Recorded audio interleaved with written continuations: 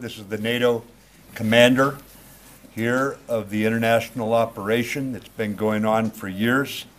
And as if we needed a reminder, as I stand here before you, of the type enemy that we're up against, the killing of Afghan citizen soldiers, protectors of the people, just as they were coming out of a mosque, coming out of a house of worship.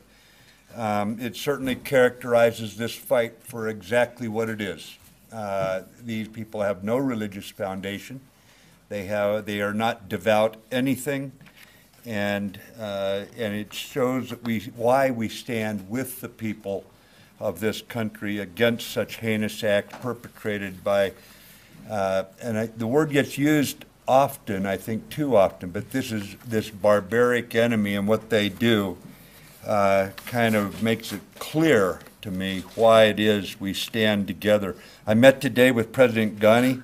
I'd seen him in Europe about 2 months ago, ladies and gentlemen, and here we had another focused discussion here in Kabul as we worked to align our efforts. I thanked him for his warm welcome, and it certainly was that with him and his leadership, for his personal leadership in the midst of very, very difficult times, and for the inclusive approach of this unity government with Chief Executive Abdullah, who was also in both our private meeting, the President and I, also in the larger meeting between our delegations. We discussed his initiative to make the government of national unity more responsive to all of the Afghan people, and we all recognized the challenges to this government and to that effort presented by enemies of the Afghan people who refused to renounce violence. As you know, President Trump has directed a review of our policy in Afghanistan as the new administration takes hold in Washington. This dictates an ongoing dialogue with Afghanistan's leadership, and that's why I came here. Talked again with President Ghani, with his ministers, and heard directly and at length from the NATO commander, General Nicholson, and in order to provide my best assessment and advice as we go forward, advice to the President, to NATO Secretary General, and all the troop contributing nations with whom I coordinate and collaborate. Our NATO commander, General Nicholson, is one of our most experienced officers in the field, also one of our most serious strategic thinkers. The teamwork that we enjoy here between the Afghan government, our diplomats, and our international military contingents has reached very, very high levels of partnership. In a word, I found it impressive. Within the new American administration, of course, our review in Washington is a dialogue with Secretary Tillerson and the President and his staff in the White House. And I'd say that we're under no illusions about the challenges associated with this mission. 2017 is going to be another tough year for the valiant Afghan security forces and the international troops who have stood and will continue to stand shoulder to shoulder with Afghanistan against terrorism and against those who seek to undermine the legitimate United Nations recognized government of this nation. If the Taliban wish to join the political process and work honestly for a positive future for the Afghan people who have suffered long and hard, they need only to renounce violence and reject terrorism. It's a pretty low standard to join the political process. But those are my impressions and what I was doing here during these hours that I've been here on the ground, and I can take any questions that you might have. Got a couple minutes for questions. Helene, go ahead, please. Thank you, both of you, for doing this. I'd like to ask both Secretary Mattis and General Nicholson whether it's your assessment that the Haqqani network was behind the Afghan base attack last week. Also, do you think that the Haqqani network may have also played a role in the hospital attack last month, and whether you see any contact underway between ISIS and Haqqani here in Afghanistan? And then separately for General Nicholson, you've explained that you dropped the Moab on Ashen to clear a tunnel of a cave complex of ISIS fighters. Did you also consider the larger strategic message that you might be sending to American adversaries like North Korea and Syria when you made that decision? Thank you. Thank you, Elaine. Thank you, Mr. Secretary. Well, first, let me take the second question first. The Secretary has talked about the strike we conducted in Achin last week. I really have nothing to add with respect to that. I will say we were sending a very clear message to ISIS, not only to ISIS here in Afghanistan, but also ISIS Maine, that if they come here to Afghanistan, they will be destroyed. In keeping with the Secretary's intent, they will be annihilated. And so this continuing pressure we're putting on ISIS is achieving that effect, and we're going to keep it up. To shift to the first part of your question, the Haqqanis and the Taliban both pose a threat this year. We have not seen cooperation between ISIS-K and the Haqqanis. However, we're always watching for convergence between the various terrorist groups that we see here. ISIS-K claimed responsibility for the attack on the hospital that occurred. The Taliban have claimed responsibility for the attack that occurred up in Mazar-e-Sharif. Again, we don't see the connections between those two groups, but in terms of what they did during these attacks, there's very much a connection. As the Secretary talked about in his comments, the level of barbarity and cruelty, shooting patients in their beds, killing young soldiers at the mosque in prayer, they're reaching new lows in terms of their behavior.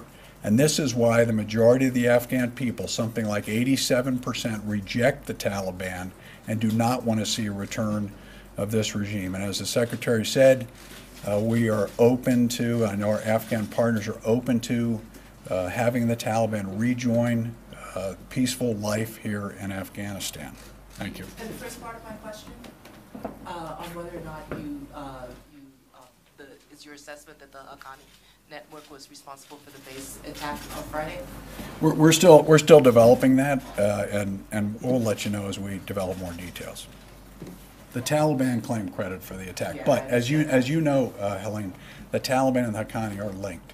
So Siraj Haqqani is the deputy of the Taliban. So we tend to look at them as one quite often. So in the level of sophistication and the way this attack conducted, it's quite possible that the Haqqanis were involved. Follow this. Hi, Kevin Baird from Defense One. Just to follow, you said you're achieving the intended effects on ISIS growing here. Can you say then for the record, does that mean that foreign fighters are not coming to Afghanistan? Are the numbers dwindling, or are they growing? What's ISIS' ability to sustain it? In short, is it the threat that many folks back home are starting to think that it was becoming? Well, ISIS is certainly a threat globally.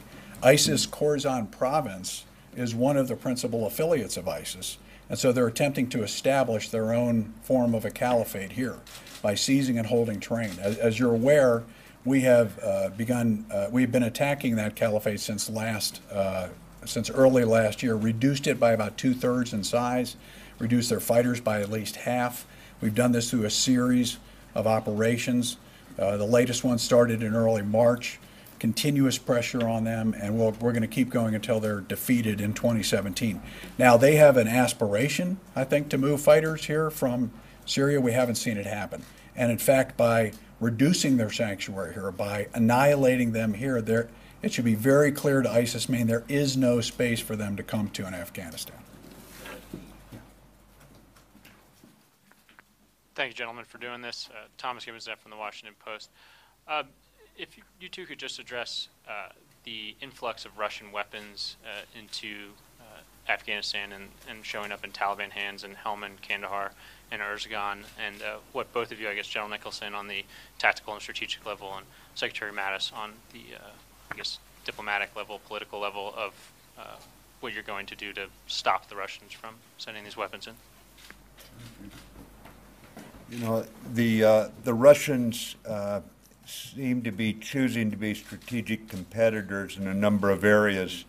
The level of granularity and the level of success they're achieving, I think the jury is out on that.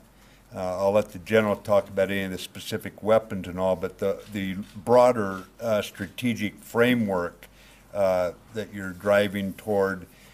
I would say that we will engage with Russia diplomatically. We'll do so where we can, but we are going to have to confront Russia where what they're doing is contrary to international law or denying the sovereignty of other countries. For example, any weapons being funneled here from a foreign country would be a violation of international law, unless they're coming through the government of Afghanistan for the Afghan forces, and so that would have to be dealt with as a violation of international law. But if you have any information on the weapons, I'm not aware of it. The only thing I would add to that is that we continue to get reports of this assistance, and of course we had the overt legitimacy lent to the Taliban by the Russians. That really occurred starting late last year, beginning through this process they've been undertaking. And of course, as the Secretary stated, we support anyone who wants to help us advance the reconciliation process, but arming belligerents or legitimizing belligerents who perpetuate attacks like we saw 2 days ago in Mazar-e Sharif is not the best way forward to a peaceful reconciliation. So to be clear, you're not refuting that they're sending weapons to the Taliban? Oh no, I'm not refuting that. Well, go ahead, please. Mr. Secretary, the General, Hans Nichols with NBC News. The general sitting next to you is standing next to you has said that we're at a stalemate in terms of the U.S. versus the Taliban. He's also requested thousands of more troops. Which one is it? Are you comfortable with the stalemate, or do we need more troops? Frankly, I don't see any tension between those two things, those two factors. Right now, we're engaged in defining the challenge, the way ahead, with a whole lot of nations, and it depends. There's no one nation that's going to carry all this, so there's a lot of collaboration, and that is based on an assessment of the tactical and operational challenge and where we want to be and what time. So I'm not going to get into how you would characterize it in one word, but we are going to address that situation and move forward together against the terrorists. And that is exactly why we're meeting now. And those, obviously, I owe some degree of confidentiality on where my thinking's at and what I'm going to recommend once I compile my notes from this trip and speak to some of our NATO allies about the way ahead. let me ask this a slightly different way. Is NATO winning this conflict? And if not, is it winnable? The bottom line is that this fight against terrorism is going to go on. You saw what happened in Paris. You see the French troops engaged down in Africa. You find the NATO-led force, it's a lot more than just NATO, here in Afghanistan. You see what's going on against ISIS in Syria. This fight is going to go on. We're in an era of frequent skirmishing. It's going to be far-flung, and that's the nature of this fight.